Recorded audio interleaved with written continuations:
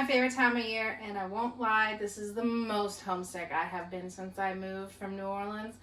I love Mardi Gras. I am so bummed to be missing out on parades with friends and running around the city.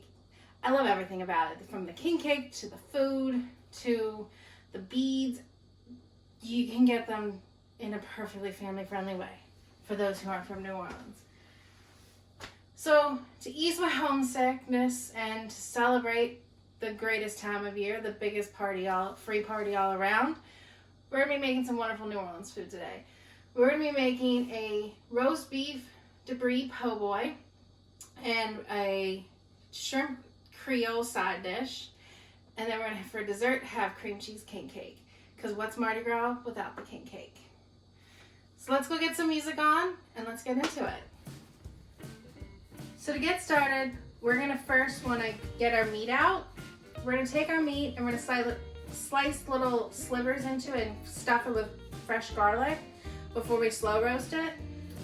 We're also going to want to get our dough rising because that's going to take the longest, the king cake. Now, last week's meal I was showing you how you can come in from a work night and get a great dinner out on the table in less than an hour and a half. Today's not so much. The thing with New Orleans food, it's all about a labor of love, and probably why it tastes so good is everything takes some time and some effort. You gotta let things soak in flavor, you gotta let things saute, rise. Everything takes a little bit more love and a little bit more time, but it adds so much more flavor. So just be patient with me today, because this is gonna be a long one, but it's gonna be worth it. Let's get started on the king cake first, because that's going to take the longest amount of time. So to get started, we're going to get some milk out. We're going to have to scald the milk. To a saucepan, add 1 cup of cold milk and immediately turn the saucepan on to a high temperature. We're going to be scalding this milk. Scalding the milk, remember to continuously be stirring the milk. You don't want to burn it or curdle the milk. You'll know it'll be scalded when there starts to be small bubbles appearing in around the edge, so just before full boiling. Your milk starts to foam up and get little bubbles around the edge, you'll know it's scalded. You want to turn the heat off and remove from heat. You want to bring the milk back down to about 110 in temperature. You don't want it too hot or else it'll kill the yeast. Add your scalded milk to the bowl of a stand mixer. You can let your milk cool. Add a 1/4 cup of butter to the scalded milk in the stand mixer. That's just half a stick. The butter can be softened. It'll help with mixing. You want to add a 1/4 cup of honey. The honey will help activate the yeast by eating the yeast, by giving the yeast sugar to eat. You want to add in about 2½ teaspoons of salt to the mixture, and then you want to go turn your stand mixer on to completely mix the scalded milk, butter, and honey. The milk should be getting to about room temperature. You want the milk warm but not too hot that it kills the yeast. So we're just going to get this mixed up now. We're going to add 2 eggs to the bowl of our stand mixer while it's beating. We're also going to add in 1 packet of active dry yeast. We're going to add in ½ a cup of flour at a time until we have reached 3½ cups of flour and a dough has begun to form. I am using a almond flour blend from Baked Good. It is a great way to turn any recipe gluten-free because it's a 1-for-1 cup ratio to all-purpose flour. Now we're at 3 cups here. We're going to let that 3rd cup fully get mixed in to see where we're at. You can see a nice dough is starting to form. You want to start to see the dough pulling away from the edges of your bowl and a ball forming in the middle. When it reaches that point that your dough starts to form a ball and pull away from the middle, we're going to go ahead and turn our mixer off and get the bowl out. Once your dough is in the bowl, you want to go ahead and cover it with some saran wrap. Cover it nice and tightly so that the gas buildup from the yeast can help the dough rise. And now we're going to get started on our roast beef po' boys while that sits. This needs to sit for at least 2.5 hours. While that dough is rising, let's get started on our po' boys because the meat's going to take a while in a slow cooker. So let's go get started on that by first grabbing some garlic because we're going to need to stuff the beef roast with a bunch of garlic cloves. It's going to be... Get the po' boy started, you want to take about a whole head of garlic and break the cloves out and peel them. We're going to go ahead and slice them lengthwise down the middle.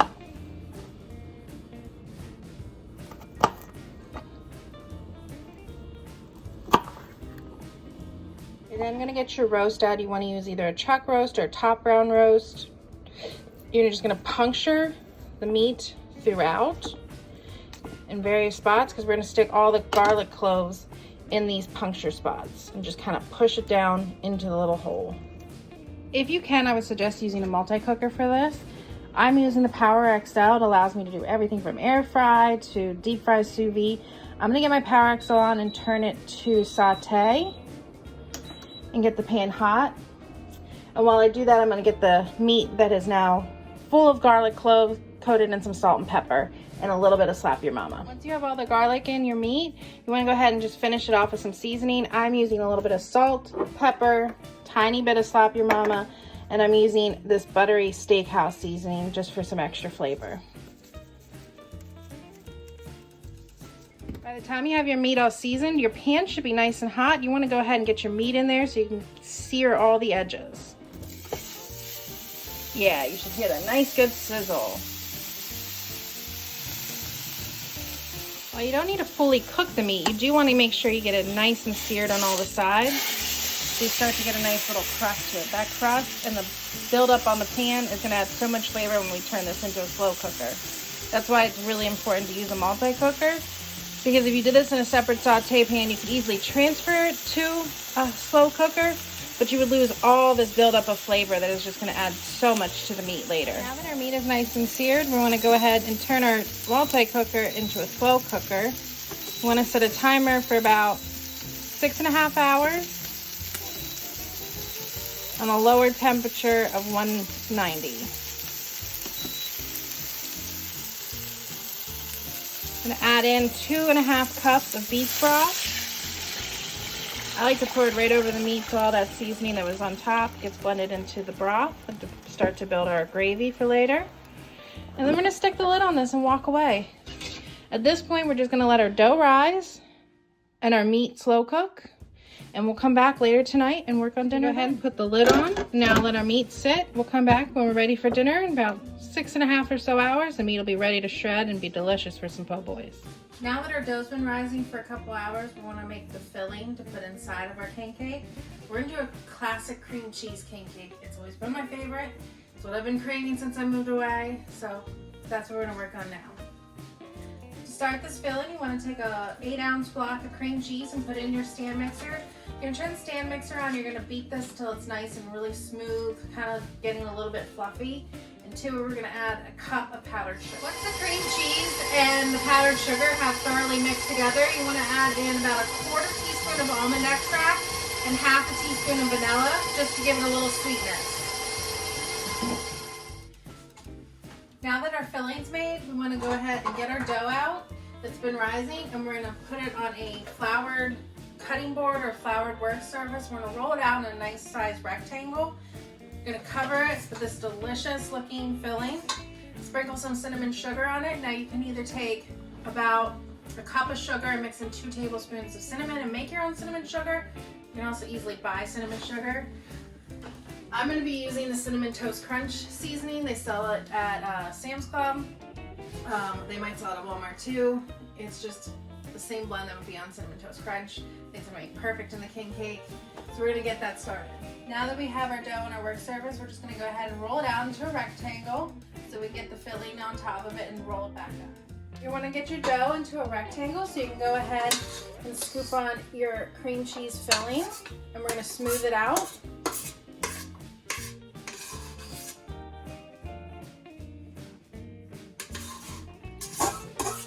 An icing spatula is very helpful in this scenario for getting a nice smooth covering of your filling.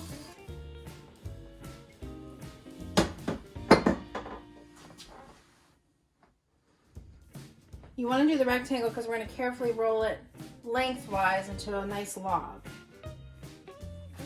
Once your filling's spread out nice and thin, you don't want it too thick because if it's too thick when you go to roll it'll kind of just squeeze out. So you want a nice thin layer of your filling. We're going to take, for me it's the Cinnamon Toast Crunch dust, but you can use a store-bought cinnamon sugar. You can make your own cinnamon sugar. As I said, 1 cup sugar, 2 tablespoons cinnamon. And we're gonna wanna thoroughly coat it here. We're basically making a large cinnamon roll. So you wanna thoroughly cover your cream cheese filling with your cinnamon sugar.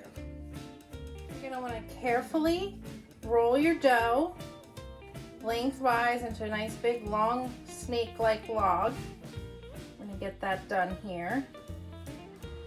Once you get your dough rolled down that long log, you're gonna go ahead and curve it into a large donut shape and put it on a baking mat, on a cookie sheet with a baking mat, or a cookie sheet with like parchment paper, so it should look like this.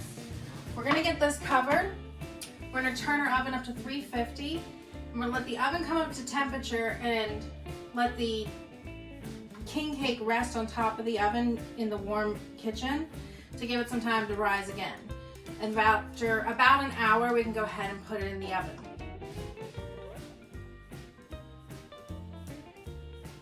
The beef's been kind of cooking down for a while now, and it's starting to break down. So you just kind of want to take it off and do a first shredding. You really want this meat to get fully shredded, just into pieces. So we can make this cook a little bit longer than you would maybe like your typical pot roast. I'm fortunate and I have these like little claw things. If you don't, forks work too. We're just gonna go ahead and give it a first little shredding just to see how broken down our meat is. It's really getting there. And you don't have to worry about breaking it down in the broth because we want to keep it in the broth. That's the best part about a roast beef debris po' boy, is it's gonna just be all messy and soaking up in the broth. Now, if you're not a gluten-free individual and you eat regular food, I would suggest using like a hoagie roll if you live up north. If you're fortunate enough to be down in New Orleans and you have access to a traditional po' boy roll, Meinheimer's, my favorite, Riesling. I will be using Char sandwich rolls. It's like a miniature po' boy, but they're gluten-free. And they make a good little supper. So that's what we'll be using. The meat's gonna get about another hour, just as I said, we want it really totally broken down, but it's really starting to smell great. And we're waiting on that king cake to rise, so should just be about another hour or two till dinner and dessert time. So our king cake has been rising for about 45 minutes on its second rise. And now we're gonna take it and stick it in the oven. The oven's set at about 375, and we're gonna bake our king cake for about 45 minutes. And we're just gonna take the cover off of the king cake here and just stick it right in the oven for 45 minutes. While that king cake is cooking, let's get started on our shrimp creole. Shrimp creole is actually pretty simple. The longest part is just kind of letting the flavors melt a little bit, but it's very rather quick and simple dish. So to start, we're just gonna take about half a stick of butter and put it in a pan and get it melted.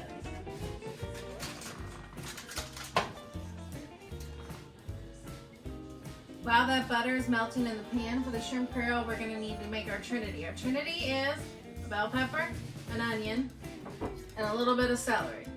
So we're gonna dice this all up, along with mincing about 3 garlic cloves. And we're gonna wanna get that sauteing in the pan with the butter and cooking down.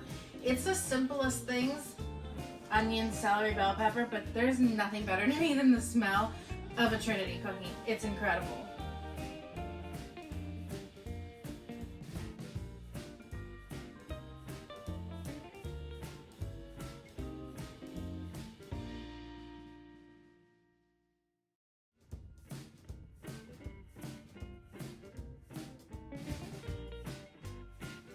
Now that we have our trinity all cut up and our garlic mince, we just want to go ahead and put it in our pan with our melted butter.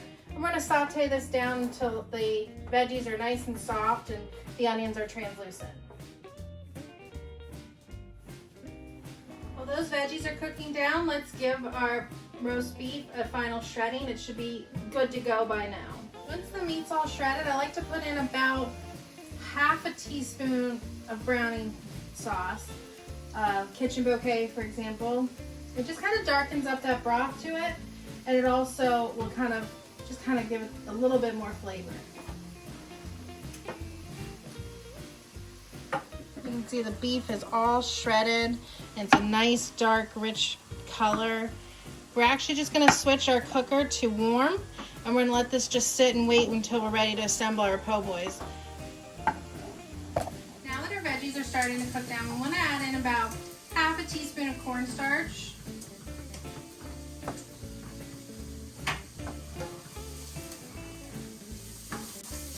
We're also going to add in a 15-ounce can of stewed tomatoes.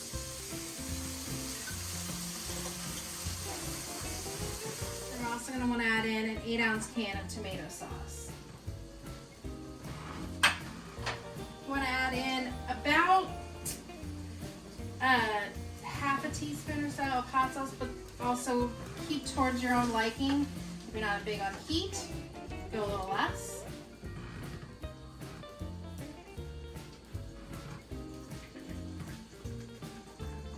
I like a little heat to my food, so I'm going a little heavier.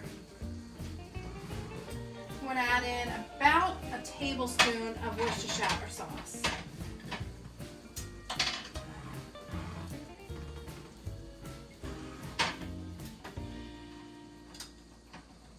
And then you're going to add some salt and pepper and a little bit of chili powder.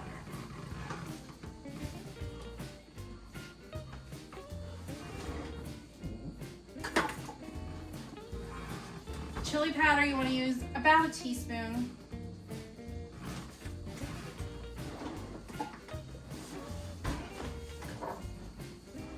And when possible, always use fresh cracked salt, fresh cracked black pepper. It's always going to taste a lot better.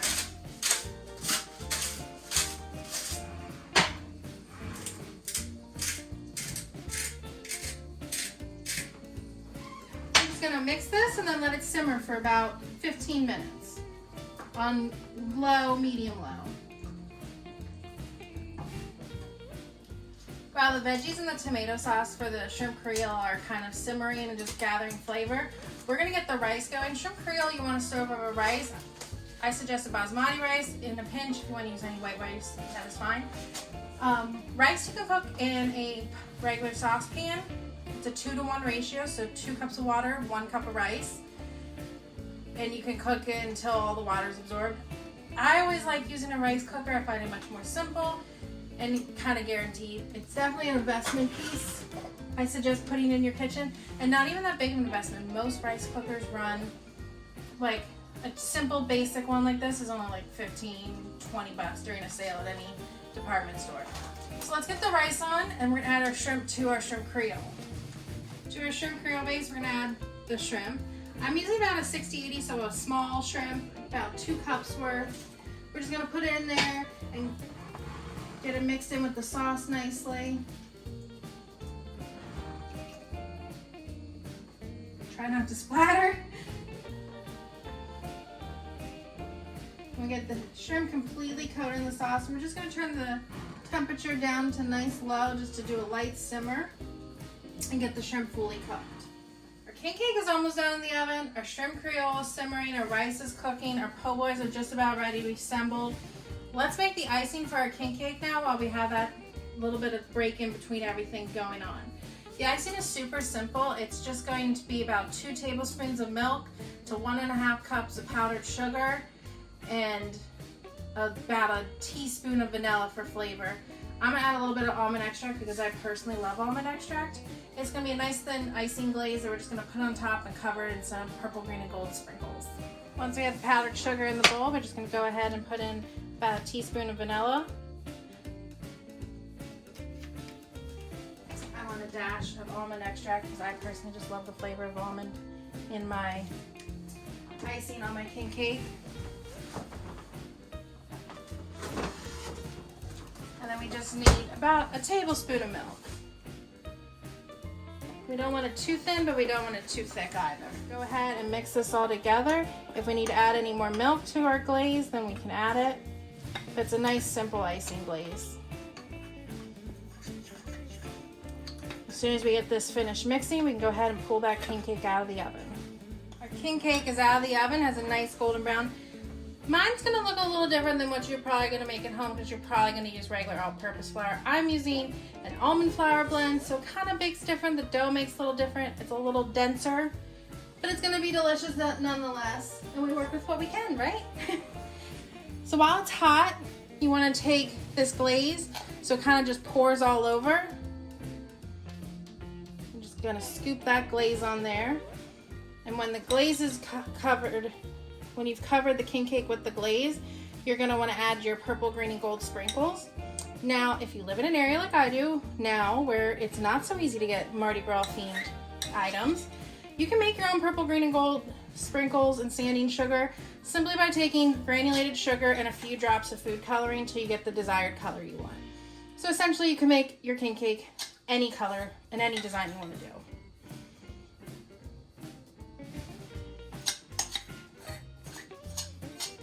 You almost got this fully covered here. Try and make sure all the spots have a nice little bit of icing to them. And let's start coating it with some sprinkles.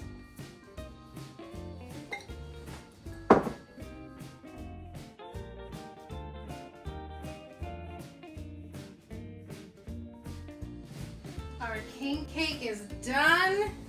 It is so fun and festive. It is so just like reminds you of home, you know? I am so excited to dig into this, but I'm gonna be good and wait till after dinner, which we're almost done with. It's about time to set up those po' boys now.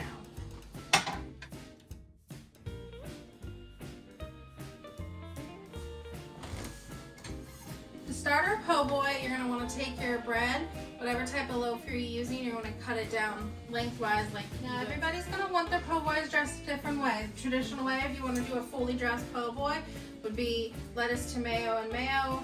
Some people add pickles too at different places. I don't like a fully dressed po' boy and I want to add cheese, so I'm just gonna coat my bread here in a little bit of mayonnaise.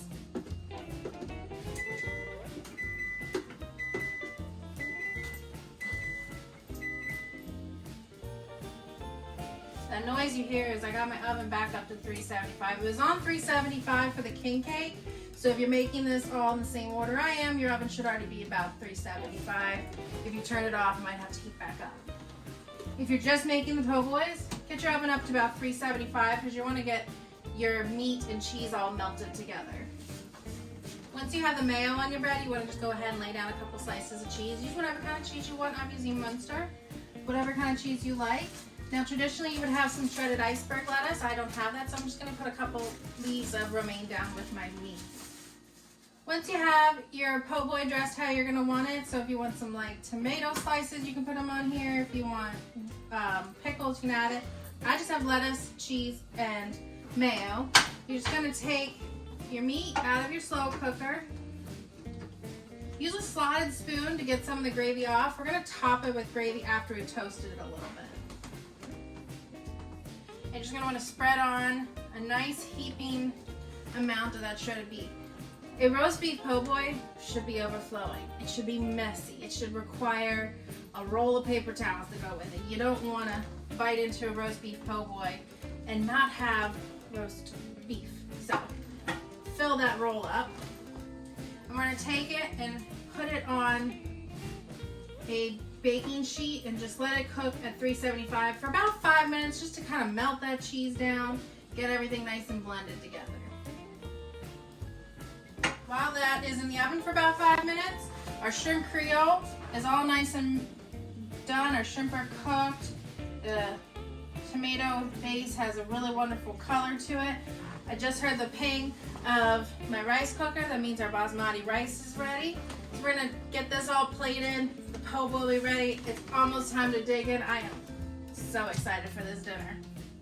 To plate your shrimp creole, you just want to take a bowl, kind of line the bottom of the bowl with some basmati rice, and we're just going to scoop on our shrimp and tomato sauce right on top here. It's not quite a stew or soup, but it's delicious. You want to make sure you get lots of that tomato broth on there. Shrimp creole is just one of my favorite things. It's just like feels like home dish. I am very fortunate to have two places that I get to call home, and one of them just provides wonderful, amazing food that I do miss so much, but I love being able to cook and I love being able to show everyone. There's a nice big bowl of shrimp creole. Can't wait to dig in.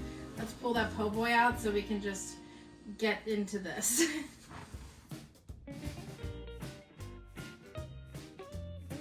When we pull our po' boy out, our bread should just be a little toasty. Our cheese should be nice and melty. I'm just gonna go ahead and scoop our po' boy onto our plate here.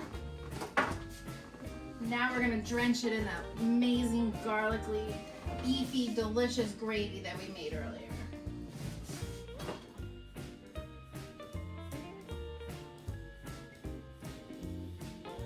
I cannot wait to dig into all of this. From the shrimp creole to the po' boy to the king cake, it all looks so incredible. I can't wait to get into it. To all my friends and family back in New Orleans, I miss y'all. I wish I could be there with you. Have a wonderful Mardi Gras. To everyone else, friends, family, and subscribers watching elsewhere, I hope you get to try some of the recipes out and get to have a little bit of New Orleans in your home. And until next time, join me again for some more crave-worthy dishes.